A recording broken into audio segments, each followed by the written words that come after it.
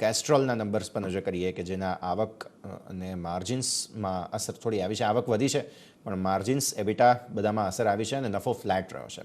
વધુ વાતચીત કરીએ.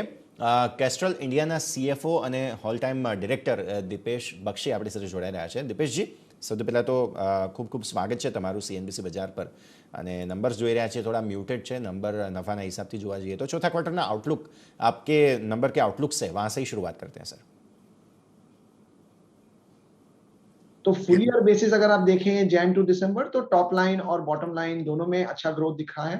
फुल ईयर का टर्नओवर 40% बढ़ा है और पीबीटी 31% बढ़ा है. बोर्ड ने ₹3 का डिविडेंड भी डिक्लेयर किया है जो फाइनल डिविडेंड है. ये एडिशनल डिविडेंड इंटरिम डिविडेंड के ऊपर है. इंटरिम डिविडेंड ₹2.5 था जो जुलाई में डिक्लेयर हुआ था. और फोर्थ क्वार्टर का अगर आप रिजल्ट देखें तो हमारे टर्नओवर में 17% की ग्रोथ आई है. सिक्वेंशियल क्वार्टर के अगेंस्ट में भी जो थर्ड क्वार्टर 2021 है उसके अगेंस्ट में भी 17% की ग्रोथ आई है और प्रॉफिट बिफोर टैक्स भी इंक्रीज हुआ है. तो एक स्ट्रॉन्ग फाइनेंशियल परफॉर्मेंस रहा है, रेजिलिएंट परफॉर्मेंस रहा है, अच्छी बिजनेस ग्रोथ है, मोमेंटम है और हमने काफी एक्शंस भी लिए हैं मार्केट में. फुल क्वार्टर में जो अभी का जो रिजल्ट आया है इस क्वार्टर में इनपुट कॉस्ट में काफी इंक्रीज हुआ है.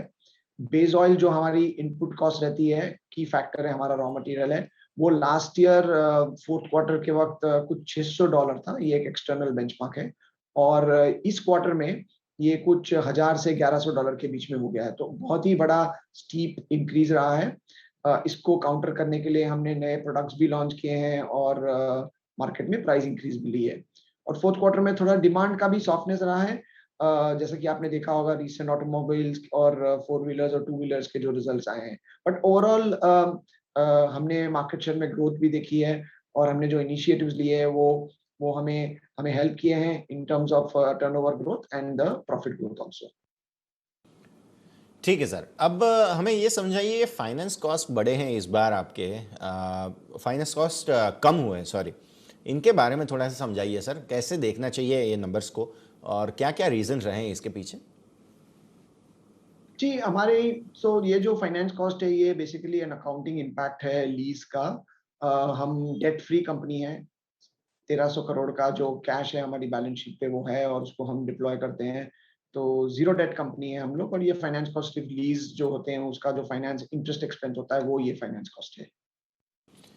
अच्छा, अब मार्जिन पे जो असर हुआ है उसके बारे में समझाइए सर. क्या इनपुट कॉस्ट वगैरह का प्रेशर है या कैसे ऑफसेट करने चाहिए हमें इन्हें? जी, सही बताया आपने. इनपुट कॉस्ट स्पेशली क्रूड काफी बढ़ रहा है और ये डेफिनेटली एक हेडविंड है जिस पर हम नजर लगाए हुए हैं एज अ मैनेजमेंट और ऐसा लगता है कि ये इनपुट कॉस्ट बढ़ेगी. हम इसको टैकल करने के लिए स्ट्रेटेजिक प्राइसिंग इंटरवेंशन करेंगे और नए प्रोडक्ट्स लॉन्च करेंगे. जैसे कि अब मैंने पहले भी बताया आपके चैनल पे कि हम जो प्राइसिंग लेते हैं मार्केट में वो मीडियम टर्म और लॉन्ग टर्म को ध्यान में रखते हुए लेते हैं, ना कि सिर्फ एक क्वार्टर को. तो हमें कॉन्फिडेंस है कि हमारी जो बैलेंस शीट में रेजिलियंस है, हमारी प्रोडक्ट की जो क्वालिटी है, टेक्नोलॉजी है और जो कंज्यूमर्स को हम अच्छे प्रोडक्ट्स लॉन्च करते हैं उसको साथ में रखते हुए हम प्राइसिंग इंटरवेंशन लेंगे जो नेसेसरी होगा. तो मार्जिन पे प्रेशर दिखेगा बट वी आर कॉन्फिडेंट कि हम उसको मैनेज कर लेंगे. ठीक है सर. और ये करंट मार्केट शेयर के हिसाब से थोड़ा सा समझाइए. कोई नए प्रोडक्ट लॉन्च आप करने वाले हो तो उसके बारे में बताइए सर. देखिए, लुब्रिकेंट्स का जो मार्केट ग्रोथ होता है वो 2 से 3% होता है और हमने हमारे रिजल्ट्स में पिछले कई सालों से हमारा ये हमेशा इंटेंट रहा है कि हम मार्केट ग्रोथ से ज्यादा ग्रो करें और वो हमारा एस्पिरेशन है. और अगले साल भी यही हमारा एस्पिरेशन रहेगा कि हम मार्केट शेयर को इंक्रीज करें.